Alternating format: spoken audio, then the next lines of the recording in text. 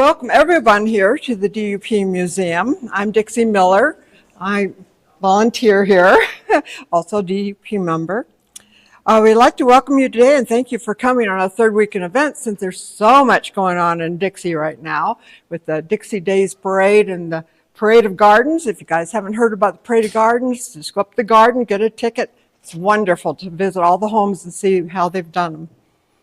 Our museum was completed in 1938 to house, preserve, and protect the artifacts, histories, and photographs of the Washington County pioneers from 1853 to 1900. We invite you to visit our museum after the event and enjoy the many items on display, as well as visit our gift shop. We are supported by funds from the St. George City RAP Tax, the Washington County RAP Tax, and Utah Arts and Museums. Please turn off your phones. If you need a restroom, right outside the door here. There's also one upstairs. And please, if you haven't been here before, go and tour the museum. We have such wonderful artifacts from all our pioneers. Today we have Clive Romney from Salt Lake, came down just for us. He's a 40-year veteran of music business. His accolades is 2 pages long. I'm not going to bore you to death, but it's all online. You can see for yourself. He's a composer, a songwriter, a cowboy poet, an arranger, a teacher, and a performer. He's excellent. He produced between 4 and 8 albums per year in his recording studio called Pitchfork Studios. I met him up at Silver Reef, and he was giving just a song and dance up there in one of their welcome programs. Really enjoyed him, and I was researching Butch Cassidy at the time. I just sort of asked Clyde, hey, do you got a song about Butch Cassidy? Yep, he had a song about Butch Cassidy. I think he has a song about everything, and you're really, truly going to enjoy his program today. Clyde, come on up. I'll turn the program over to you. Thank you.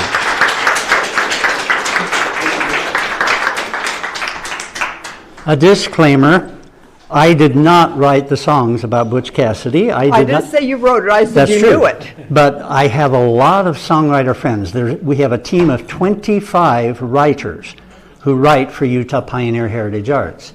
And I regularly commission other people to write songs about stories, Utah stories. And that we include in Utah Pioneer Heritage Arts the Native American stories because they were the original pioneers of this area. Now, if any of you need to contact me, that's my contact information. All of my songs and stories will eventually be on Bandcamp. There are about 25 of them right now on Bandcamp, and that's where you can find them, download them if you like them. My grandfather, and Jeff Toscano is playing bass with me today, and he's a St. George almost native? Yeah, almost native. Almost native. Been here for many years. So please, a hand for Jeff Toscano. My grandfather, and I didn't know this until 2004 when I first started researching my own grandfather's stories, which is really a shame. But my grandfather, at the age of 7, he lived down here, and his job was to herd the family's milk cow and 2 beef cattle. That was their sole wealth. And as a 7-year-old, he was in charge of herding them daily through the burning sands of the St. George deserts. Problem was, he had no shoes. Most pioneer children went without shoes until the age of 16 because by then they could buy 1 pair of shoes and it would fit them for until they wore out. But a child who changes shoe sizes every year, they couldn't afford to buy a new pair of shoes for a child every time. So he and his older brother Thomas, who was 10, herded cattle for the neighborhood. And he would cry bitterly all day long from the pain. He would run from one sagebrush to the next just to try to get some shade for his feet. That's the kind of man my grandfather was. Now, he was not a warm, communicative man. To me, he always felt stern, authoritarian, strong-willed, and unfeeling. So in spite of the fact that I mowed his lawn every week during the summers when I was a teenager, I never felt that I could ask him anything about his life. So when he passed away, I felt no sense of loss. 30 years later, an assignment to prepare a program for a Romney family reunion made me, for the first time in my life, do family history research. Not to put a name on a line of a pedigree chart, but just to get to know my own grandfather. What I discovered in my search completely changed my feelings about my grandpa. And the process of them writing a song about him and my angel grandmother, whom I adored, completely changed my heart toward my grandfather. I learned that my grandfather had to negotiate with Carranza and Salazar, Pancho Villa's generals, for the lives of 5,000 American citizens living in the Mormon Mexican colonies. And then he led them out of the colonies back to the United States during the Mexican Revolution of 1912. He had to develop an iron hand to do that. I learned that despite that iron hand and the unsmiling facade my grandfather wore, he was one of the most charitable men I have ever known, constantly and quietly giving away small sums of money to anyone whom he felt was in need. Hundreds of people, and never telling a soul, not even his wife, who was his right hand. And I learned that although I had known him only as a savings and loan company executive and an insurance salesman, he was a participant in many other ventures that he thought would bless other people through economic development, regardless of how difficult they might be to implement. He was always swimming upstream. Matter of fact, the Romney will or stubbornness is so legendary that when my grandfather's biography was written, it was titled, Look Upstream. Because the story is that if a Romney drowns in a swift-moving stream, to find the body, look upstream. But that stubbornness, as prominent as it was in my granddad, was not the central theme of his life. That theme, hidden by his own design, was charity. My grandfather's family had its genesis in Colonia Juarez, Mexico, in 1900. Their exodus was in 1912 when they left the colonies. Are you catching the biblical thread here? Well, the Romneys have their own book of scripture, Deuteronomy. And chapter 1, verse 1 is, Blessed is he who expects nothing, for he shall not be disappointed. This song is written from the point of view of my uncle Paul Romney, who was the last living descendant of Junius and Gertrude Romney at the time I started my research. He told me these stories.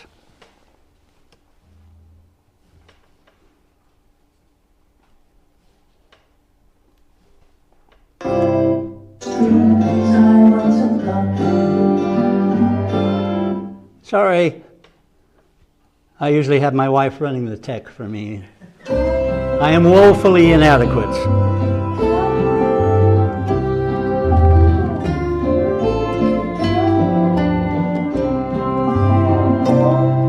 Their genesis was Juarez, 1900.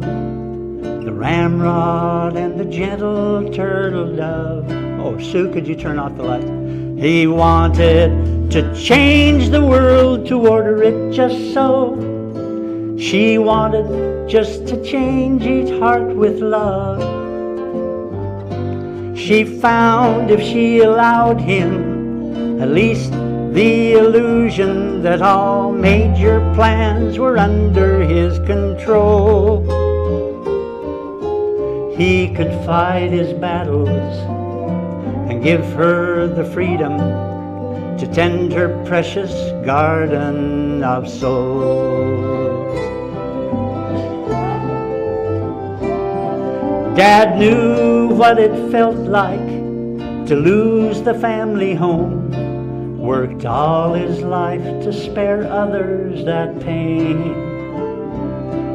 His savings and loan helped many thousands get a house. Insurance made it theirs if life rained. When Mr. Slade the barber simply couldn't make his payments, years of haircuts for Dad's family began. His checkbook told the story of countless other gifts to sustain the needy family of man. So through a Genesis and Exodus and many Deuteronomies, they worked to build the kingdom of their God. Each working in the way that felt most natural, yet so different that it struck me as odd. But time went by and I began to see there are two ways of approaching it: Dad's iron hand and Mother's velvet glove. We're not the two extremes I once had thought they were, but just the left and the right hands of love.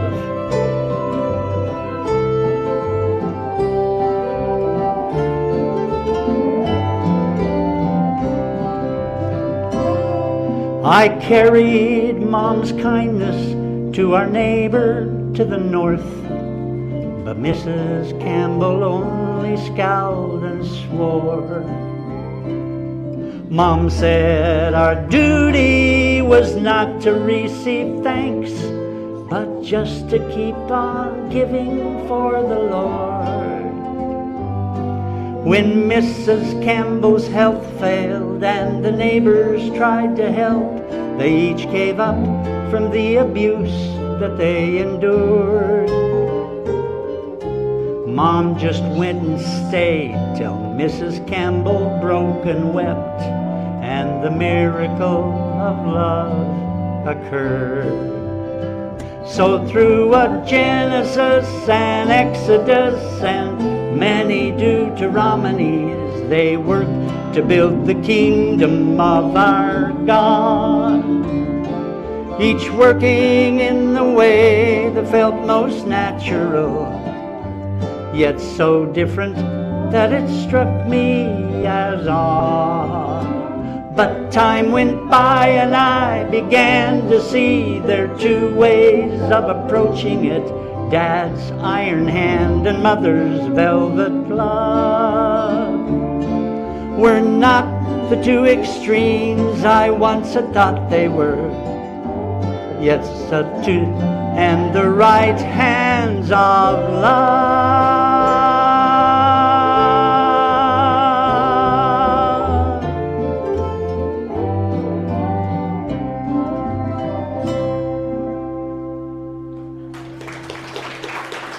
Thank you, Sue. We can turn the lights back on now.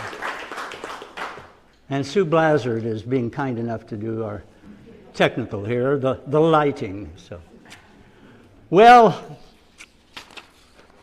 as I mentioned, pioneer children generally didn't have shoes. As a matter of fact, the thing the pioneers had most of was lack.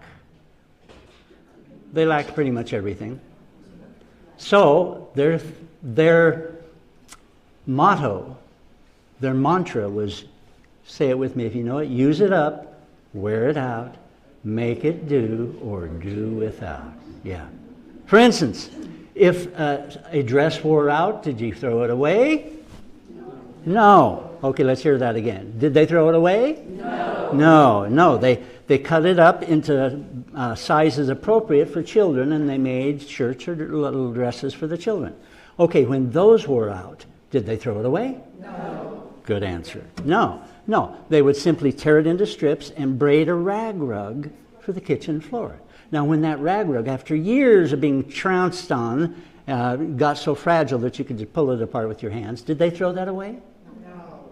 I'm sensing a lack of enthusiasm here. Did they throw that away? No. No, they used it as kindling in the fireplace. You got to go up, like tinder. So, after a fire, what's left? Ashes. Did they throw them away? No, not on your life. No, they simply put them in a barrel, gathered all the ashes together, soaked them down with water, and poured off the lye, and used that to make lye soap. So, in the bottom now you have this sludge. Did they throw it away?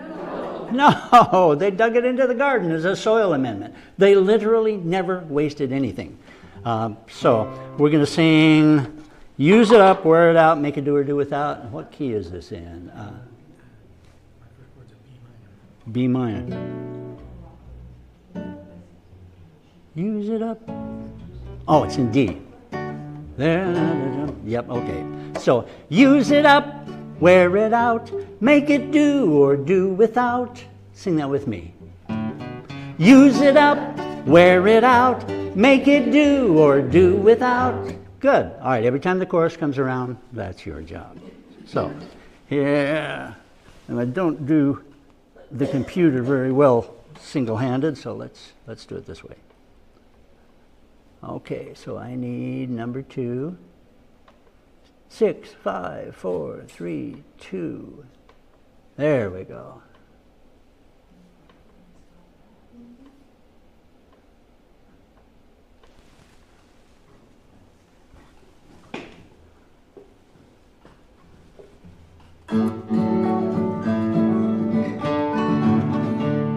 Your wedding dress became 3 shirts, a dozen squares. Those squares with many more became a quilt. That quilt warmed 7 children until threadbare and worn out. It became a rag rug, not without some guilt. When you've got next to nothing means a lot. Each little scrap's a treasure, so we treasure all we've got. Use it up, wear it out, make it do or do without. Frugality is how we all survive. We don't cry, we don't pout, for all we lack we have no doubt we'll see these as the best days of our lives. We're shaving gags, we're saving string, we're even saving suds. We're saving ash and lard to make lye soap. We're even saving chicken bones to suck the marrow out, and flour sacks to make a dress, we hope. We scrape the bottom of every barrel so nothing goes to waste. We eat what some might throw away and savor every taste. Use it up, wear it out, make it do or do without. Frugality is how we all survive. We don't cry, we don't pout, for all we lack we have no doubt we'll see these as the best days of our lives. And though it might be nice to never worry about running out or getting in a bind, it's comforting to know we can outlast the hard times if we can serve and use our muscle and our mind. Sing it, use it up, wear it out, make it do or do without. Frugality is how we all survive. We don't cry, we don't pout, for all we lack we have no doubt we'll see these as the best days of our lives.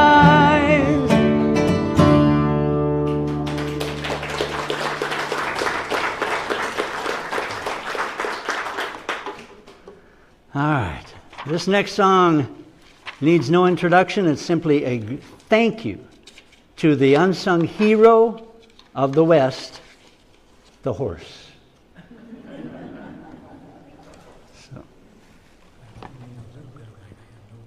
Oh, okay, so what are we going to do? No, the lights are... My poor bass player is reading charts, and when we turn all the lights out... But he can't read his charts. Can you see it okay? Okay, all right, the lights will stay on, Susan. That doesn't work. No. All right, so number 3. There we go.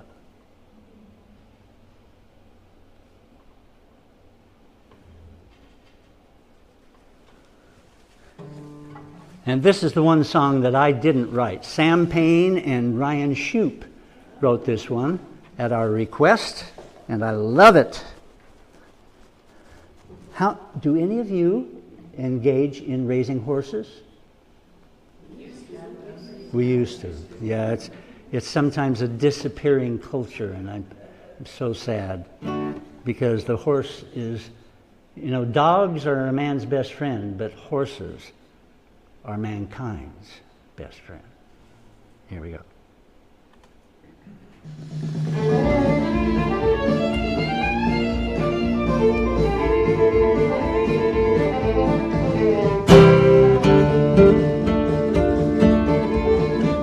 I searched with Coronado for the cities all of gold. I carried gear for Spanish fathers through the mountains of the west. And I saw them do their preaching, and I heard their stories told. Bound for Santa Fe, I took them across the rivers of the blessed.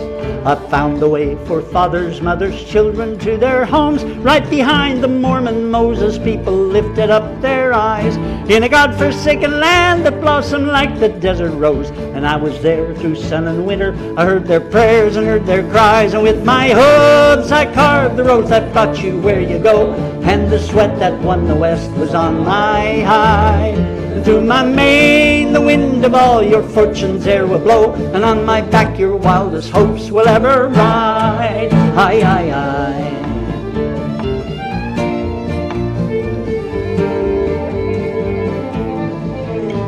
Like lightning on my back rode all those young red-shirted men, and they raced against the sun, carrying nothing but the mail. And I bore the ones who chased him there and chased him back again. And the boys who could outrun me lived to ride and tell the tale. And with my hooves I carved the roads that brought you where you go. And the sweat that won the West was on my hide. And through my mane the wind of all your fortunes e'er will blow, and on my back your wildest hopes will ever ride. Aye, aye, aye.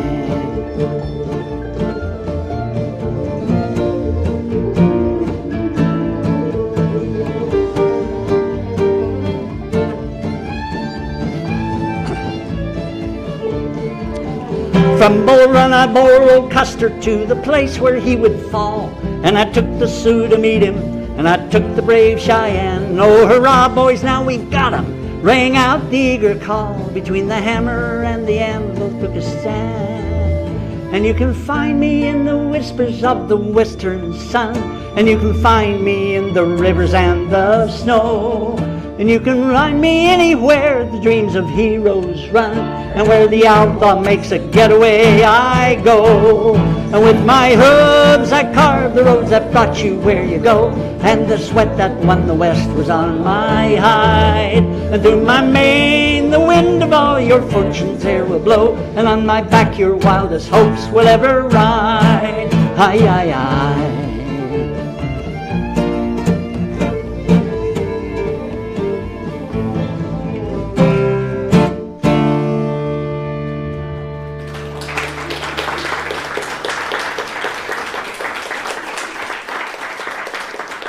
Thank you. Jens Nielsen, well-to-do Danish farmer, and his wife Elsie sold their farm and immigrated to Utah in 1856 as part of the Willie Handcart Company. Jens, Elsie, and their 5-year-old son could have outfitted themselves handsomely with wagons and teams, but chose instead to give all their money so that others could also come to Utah as handcart pioneers. On the way, their son Jens died, and Dad Jens was permanently maimed.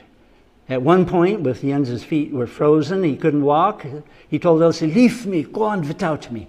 And little 4'11" Elsie refused to leave him and pulled 6'2" Jens about 16 miles in the handcart, teaching him a lesson in commitment, endurance, and stick-to-itivity, which wasn't even a word until 1869. Then it appeared in the dictionary. Jens's feet never fully recovered, but his optimism and commitment remained intact.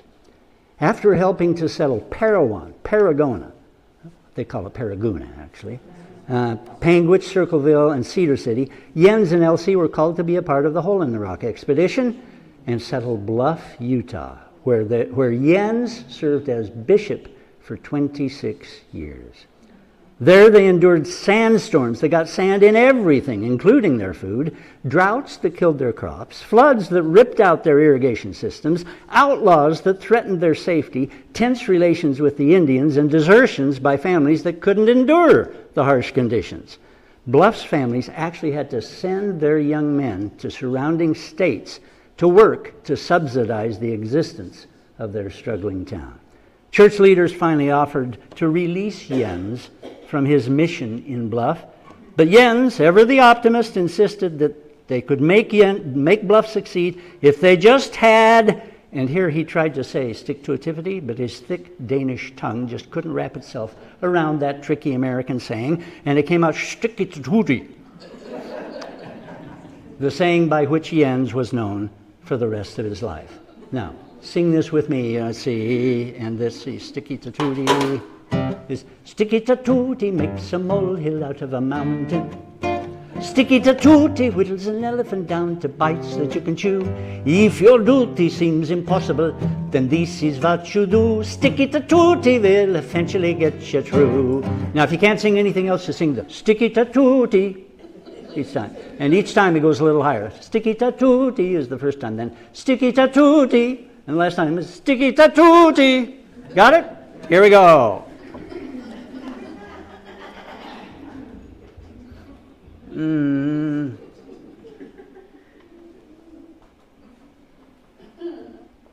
everybody still okay with the meeting? Yeah. Thank you. We'd rather see your faces.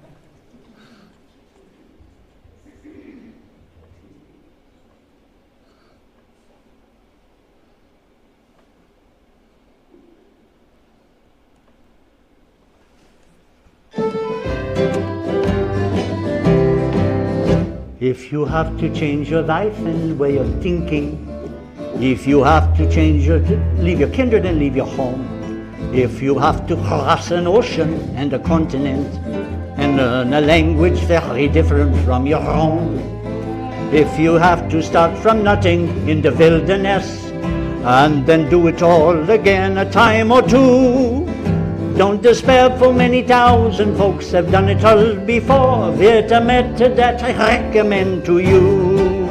Sticky-to-tooty makes a molehill out of a mountain. Sticky-to-tooty whittles an elephant down to bites that you can chew. If your duty seems impossible, then this is what you do. Sticky-to-tooty will eventually get you through.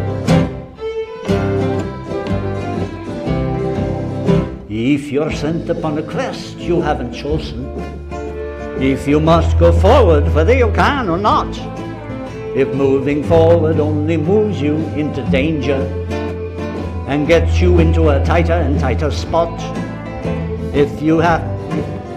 What other word? There won't be thing. Don't... If you have to... sorry. Senioritis. Da da da da da. Sticky-to-tooty makes a molehill out of a mountain. Sticky-to-tooty whittles an elephant down to bites that you can chew. If your duty seems impossible, then this is what you do. Sticky-to-tooty will eventually get you through.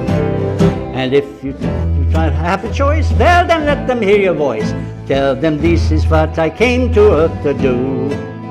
Send my God and do it well, so I don't end up in hell doing what I've done on earth my whole life through, eating dust, fighting floods, enduring heat. Sticky-to-tooty makes a molehill out of a mountain. Sticky-to-tooty whittles an elephant down to bites that you can chew. If your duty seems impossible, then this is what you do. Sticky-to-tooty will eventually get you through. Sticky-to-tooty will eventually get you through.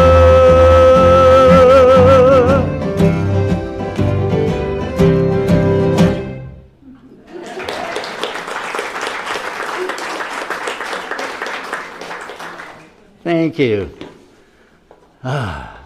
Senioritis. The old Spanish Trail, which, by the way, passes just west of us here, down through Enterprise and down. Is that Snow Canyon? Yeah, Mountain Meadows. Is that Snow Canyon? Oh, okay. Oh, I see. So Snow Canyon just heads off to the west. Okay. Anyway, the old Spanish Trail was supposed to connect the woolen goods markets of Santa Fe, New Mexico, with the livestock markets of Los Angeles, California. A straight line between those two places goes right through the heart of Arizona. It doesn't come anywhere near Utah. So why did the old Spanish Trail come way up through central Utah, Salina Canyon, my goodness, on its way to Los Angeles? Well, there were three problems with that direct route. First, the Grand Canyon of the Colorado. Cuts right across it, and you can't cross it at that point. You have to go further north. Second, the deserts of Arizona are exceedingly dry, and in attempting to cross them, likely both you and your animals would die, which might ruin your whole day. And third, if the deserts didn't get you, the Navajo and the Apache would, because they were hostile to any intruders in those times. But the Ute Indians, further to the north, were traders themselves, and they were willing to allow the Spaniards to explore the network of trails the indigenous peoples had been using for centuries. Recently, a long-forgotten alternative trail to the old Spanish Trail was rediscovered in Sevier County when they found blazes. That's where the bark has been gouged away from the tree. It never heals and it never grows higher, so it's a permanent marker. They found blazes on trees and rock cairns leading up 2,000 feet up Red Creek Canyon Ridge to Fish Lake, which was arguably the richest fish lake in the land in those days. Back then, the fishing and grazing were so rich that the drover in this song fantasizes about being the owner, or el dueño, in this mountain paradise, and building his hacienda right on the lakeshore where Fish Lake Resort stands today. Parts of the old Spanish Trail merit the description, quote, the longest, hardest, crookedest pack mule trail ever devised, unquote. But much of it is and was so useful that everyone before and after the Spaniards used it. We still use some of it today. I-70 follows the old Spanish Trail. So,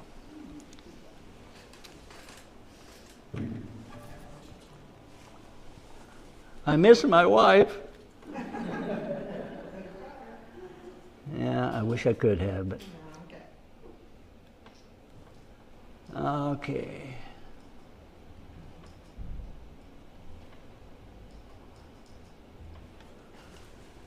Oh, this is one where, yeah.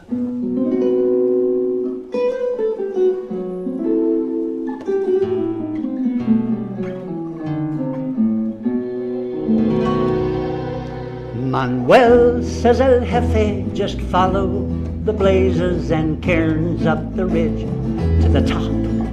There's a series of high mountain valleys and several small lakes that will tempt you to stop. But keep climbing till pinyon and sage change to aspen and spruce and sweet meadows of grass. Climb some more and you'll find the reward for your work, as the gem of this cutoff is laid out before you at last. Outlaws and Indians, pioneers and priests, slaves and drovers and mountain men all tell the tale of the longest, hardest, crookedest pack mule trail ever devised, the one they call the old Spanish Trail. If I were El Dueño, I'd build my hacienda right here on the shore where we stand, and every rich don and doña would come here to gaze on the richest fish lake in the land, and graze their spent animals on my fine grass, and wish it was them that lived here. But they'll never arrive, for the only way in would make kindling and splinters of their fancy carriage, I fear. Outlaws and Indians, pioneers and priests, slaves and drovers and mountain men all tell the tale of the longest, hardest, crookedest pack mule trail ever devised, the one they call the old Spanish Trail. What a shame that Rivera, Dominguez, Armijo, Garces, and De Anza all missed What to me is the jewel in the crown of this arduous trail. If by some miracle I could call them together to dine by my lake, I'd insist that my Bonneville trout be the feast to reward their travail. On this trail where outlaws and Indians, pioneers and priests, slaves and drovers and mountain men all tell the tale of the longest, hardest, crookedest pack mule trail ever devised, the one they call the Old Spanish Trail.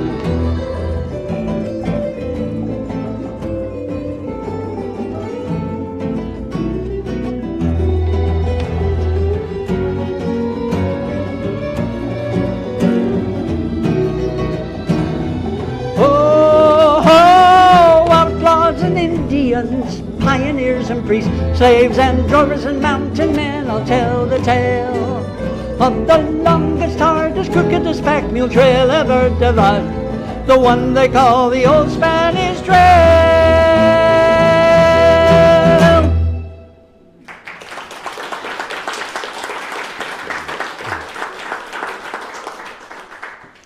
How many of you out there have or have had a grandfather and a grandmother? I think that's pretty unanimous. Yeah. Well, many of you are now that person. When you pass away, will your stories pass away with you?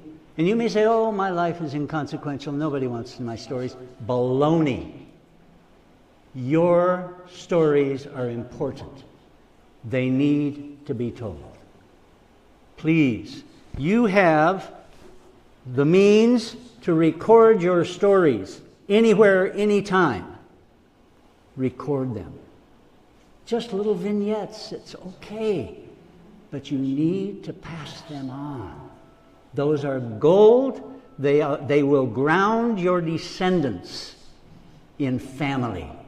And more than anything else today, your descendants need to know their family cares. And the simple act of leaving your stories communicates that in a way nothing else can. So, this song is about what got me doing this. It changed my life completely. I was doing advertising jingles and recording all kinds of albums for other people. And this, come on, there we go. And this adventure, okay, it has gone away. Here we go.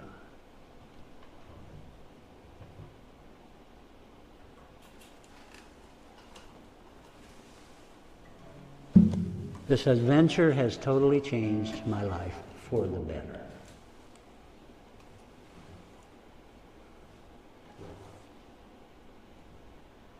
Okay, I really mean it. Why? But the sound has gone away. Why has the sound gone away? Did I do something?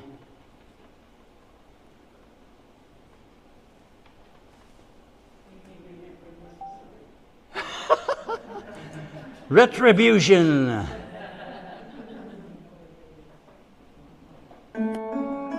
Okay, it's cooperating now. We'll go full screen and see if it will still cooperate.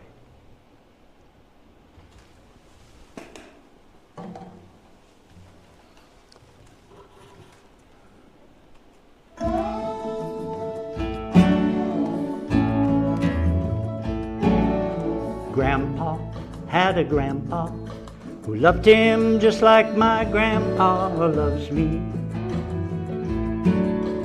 They pitched hay together till the wagon was piled higher than they could see. On the ride back to the barnyard, his grandpa said when Sandpete was just new, staying alive while drawing a living from the land was as much as they could do.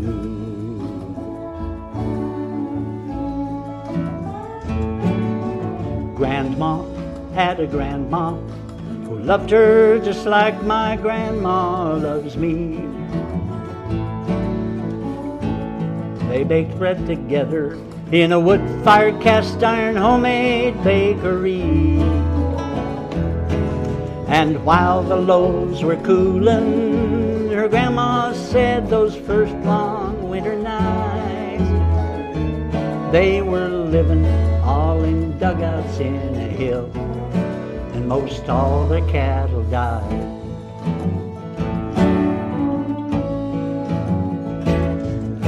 But Grandma said the things they suffered didn't beat them down. It made them stronger, kinder, wiser too. And Grandpa said it made a bond between all the folks in town.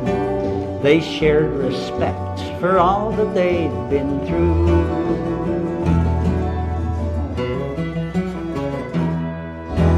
Grandpa had a grandpa, and so did his before him, on and on.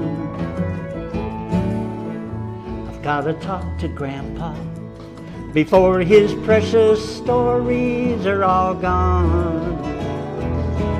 'Cause there inside those stories are secrets of how I came to be me, and of how to make the story of my life a sweet biography,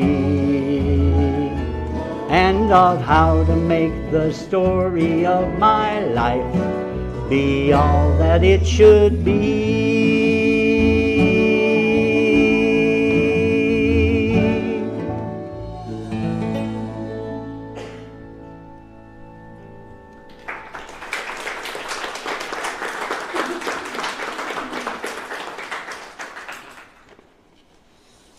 When the drought, crop failure, and famine of 1856 hit Utah, the people were panicked.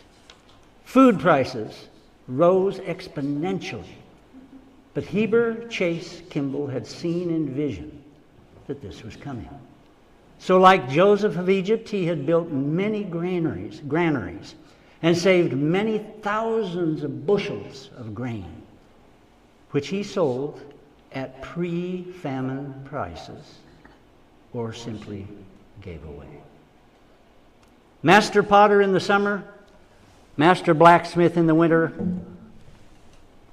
organizer of business and industry, master mason, carpenter, horticulturalist, a man for all seasons.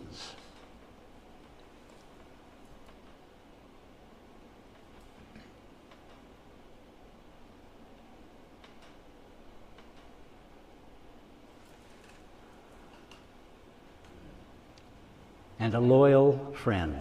But beyond this, Heber C. Kimball was a philanthropist, a man of Christ-like charity, and a visionary man with remarkable prophetic gifts. Every single prophecy he made, some of them to one person, came true.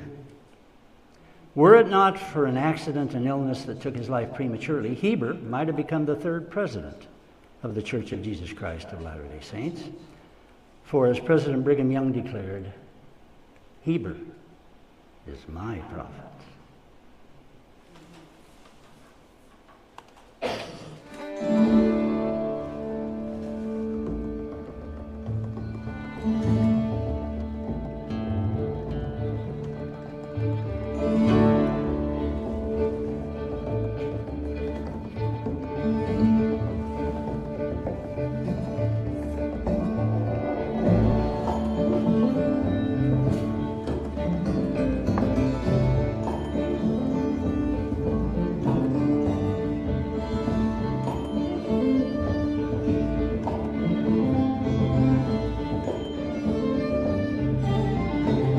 I'm an earthen cup filled to the brim with living water.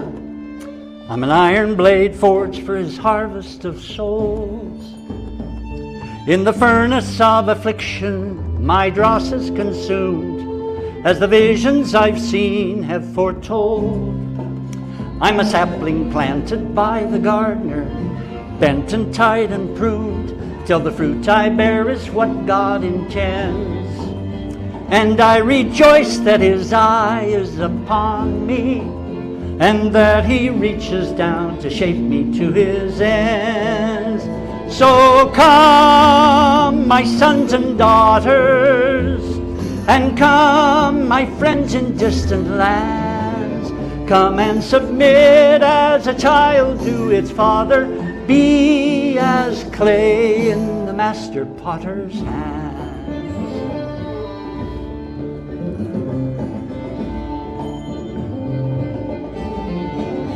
On the potter's wheel I've made 10,000 earthen vessels.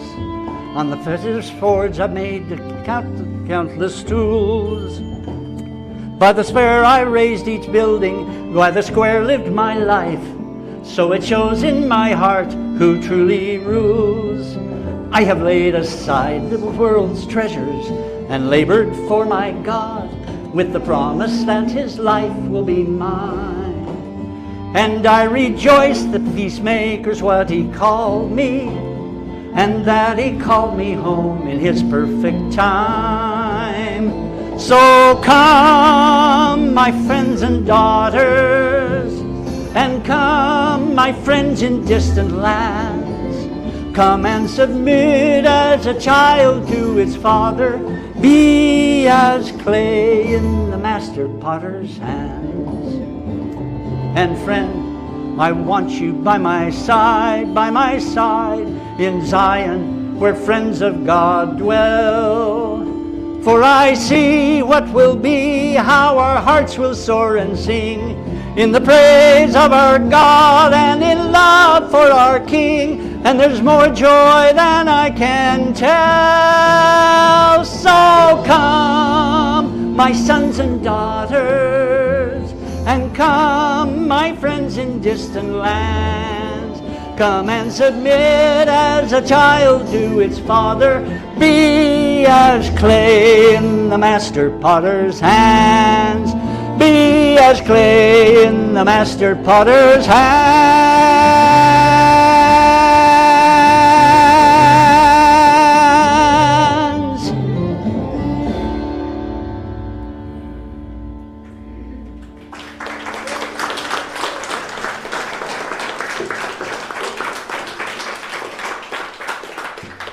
The Daughters of Utah Pioneers accomplish a great work by helping to preserve these stories. You can do a greater work by recording those stories and passing them on to your descendants, and then getting them involved in the telling of those stories. Right now I'm working with my grandsons who love Legos. We are telling that story I told you about my grandfather, Junius Romney, at 7 years old in the burning sands of the St. George Desert. They are telling that with 2 Lego characters that we are repainting because Lego characters don't have bare feet. So I've got a gifted granddaughter who is painting little toes and bare feet on 2 of those Lego characters. And we're creating a whole diorama filled with Australian desert sand, which is the closest we can get to St. George sand. But it's, it's all filtered and cleaned, but it's got little pebbles in it and everything. And I've even got 2 rocks that a gentleman in Fillmore planted desert plants in, miniature desert plants. And we've created a diorama that we're going to use to tell the story. And my son, who is a genius 3D modeler, he is creating little Lego, Legos have a base that they stick onto. Well, for us to be able to do a stop motion video, it has to move a certain exact distance each time. So he's created interlocking bases with 1/8-inch increments of jagged sides, and so we can just move the Lego character, and each time it moves, the arms will move and the legs will move, and we're doing a stop motion video, and the kids are loving it because it's Legos. You find whatever works for you, for your grandchildren, and get them involved in telling these stories. And even if it's just finger paints or little stick figures. If you put, if you have, you can use public domain melodies, time-tested melodies, Brahms' Lullaby, the theme from the Ninth Symphony, Freude, schöne Göttliche Funken, Tochter aus Elysium. You know, tell your grandmother's story of courage to that melody and that rhythm, and then record the melody. You've got a voice recorder. Every one of you have a voice recorder on your phone, a voice memo. Okay, if that's all you can do, fine. Or if you can get a musician to help you record it, and then you take that soundtrack and you put your children's visuals that they have created to that soundtrack. It will validate them in a way nothing else can, I promise you. Do it. Let them help you tell the story. And then these lullabies that you create, if you can't sing, get a daughter, a granddaughter, to sing these melodies to the infants as soon as they are born. And they will grow up knowing that they have somebody on the other side of the veil who loves them and is cheering for them and will help them. It's magic. Don't let them be forgotten.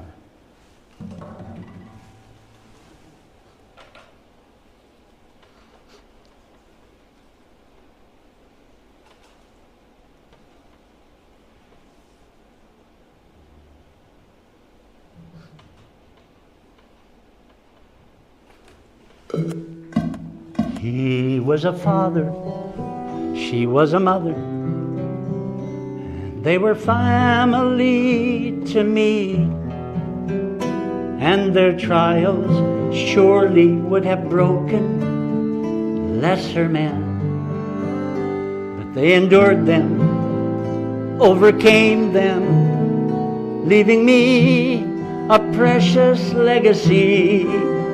How can I thank them for this gift that has no end?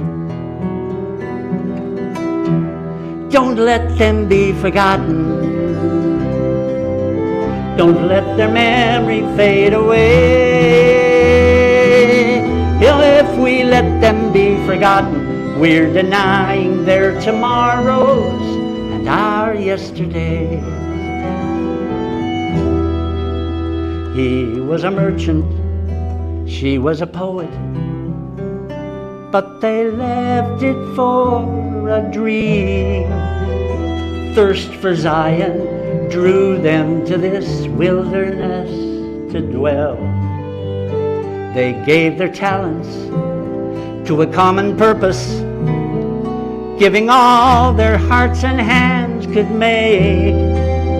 Now all the lives they blessed, no tongue can ever tell. Don't let them be forgotten. Don't let their memory fade away. If we let them be forgotten, we're denying their tomorrows and our yesterdays. Without them, so much of me is missing. I am less than half a man. I have lost my long-term memory, and I don't know who I am. Don't let them be forgotten. Don't let their memory fade away. If we let them be forgotten, we're denying their tomorrows and our yesterdays.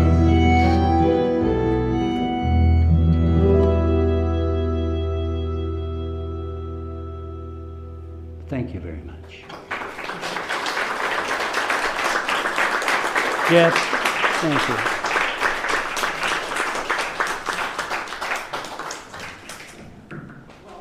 Wonderful. I've given you homework. Well, yes. Well, this little gift I got for you doesn't quite go with our program today because I thought we were talking about sheep. Sorry. Oops. That I'm going to take us off here. That went completely over my head. I have found antique Oh! thief cheers for Oh, you. wow. Okay, next time I come back, we're talking sheep. Yeah. And Paula is going to tell me stories about St. George and Washington County's sheep history. And I am anxious to learn those stories and write songs, and maybe assign some of my team to write songs about that. Yeah. Thank you. I was playing with those things, and I have my own mic. Oh, okay. I can't imagine trying to shear a sheep like this. Yeah. Wow. Thank goodness for improvements in life. That's including our cell phones. Amen. Just want to thank you guys, wonderful, for doing all this. And to remind everyone, next month, it's our third weekend event, is going to be on Pioneer Education. Kathleen Broder is special education's librarian at the SUU, and she is a professor and taught at Utah Tech University, and she'll be talking about the Dixies' educational history. Now, I saw a little bit of this a couple of years ago. Really interesting how they just built these lean-tos and brought the kids together and started teaching them. Education seems to always been important through the years, and that's wonderful. If you haven't visited our museum, please wander around. One person asked me about their ancestors. We have pictures, we have names, we have histories on almost every person who settled here. So please do that. And hope you do come again. Thank you. Thank you. Thank you.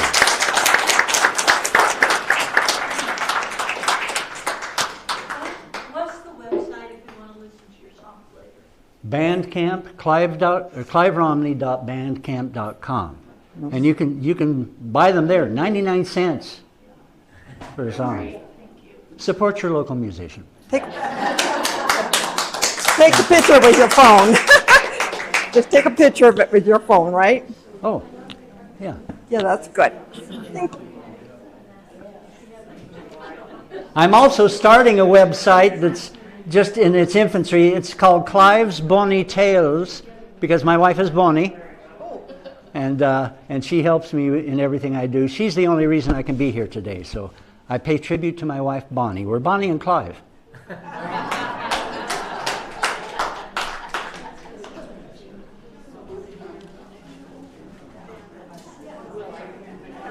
Hello. I wanted to say hi. I'm Joyce Wilson. I heard you when you did the 24th of July celebration at the Cove Fort some years ago. Yes. And I had my grandchildren with me. And we were early, and you were so cute. You got my grandchildren all involved in helping you with your presentation, and you got them sweeping the porch. And